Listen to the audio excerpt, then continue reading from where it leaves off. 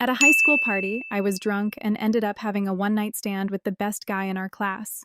A month later, I found out I was pregnant. To my surprise, he proposed to me, but not long after we got married, I lost the baby.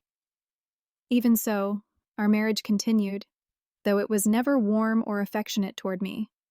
2 years later, I discovered that he hadn't married me out of love. He did it to fulfill his grandfather's dying wish. To make things worse, he was still in love with another woman. That's when I decided I wanted a divorce. That night, after making love, I spoke up and said, "Ethan, we should get a divorce." My voice was soft, but I could feel his body tense in my arms. Ethan looked down at me. "Why?" he asked with the calmness he always had. "We got married because of the baby, but unfortunately the baby is gone." I looked him straight in the eyes. "I've gotten used to being alone. Honestly, with you or without you, it feels the same. But without you, I wouldn't have so many expectations or frustrations. I think you probably feel the same way. After the divorce, you wouldn't have to deal with my mother or my relatives, and I wouldn't have to put up with your disdain for my family." Ethan said nothing, just looked at me silently. His brown eyes darkened even more. When I thought he wasn't going to respond, he nodded silently. All right, no questions, no explanations. It was just like when I had agreed to marry him. A simple, all right, that was the Ethan I knew. I smiled at him, holding back tears, and gently buried my head in his chest, hugging him one last time.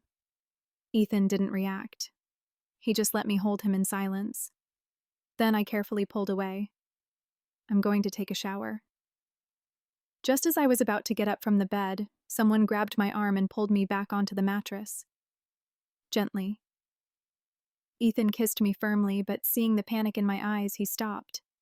His eyes were full of anger, but they gradually softened. He turned over and lay down next to me. "Please." He closed his eyes. The next morning, when I woke up and Ethan was already gone, I started packing my things. Before leaving, I took one last look at the house where I had lived for 2 years. I left the keys and divorce papers on the table and sent Ethan a message. I signed the divorce papers and left them on the table. "Mr. Harrison will handle everything. When are you free to finalize the process?" "I'm leaving. Take care." Ethan was in a meeting when he got the message. When he read it, he froze. No one in the room had ever seen him so disoriented, especially his secretary, Lucy. She had known Ethan for years and had never seen him like this. "Mr. Brock," Lucy whispered, trying to get his attention. Ethan glanced at her, calmly set his phone down on the table, and continued speaking. But just when everyone thought he was fine, he suddenly ended the meeting. He grabbed his phone off the table and hurried out of the room. The others looked at each other, confused. What's wrong with Mr. Brock? Ethan went straight home. It was the first time he had done so during work hours. The house was clean, but there was no sign of me. Only the divorce papers on the table, fluttering slightly in the breeze. Ethan approached and picked them up. The agreement was simple.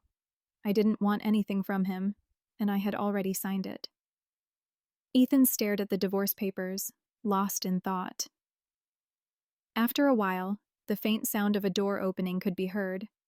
Saddenly turned his head toward the door.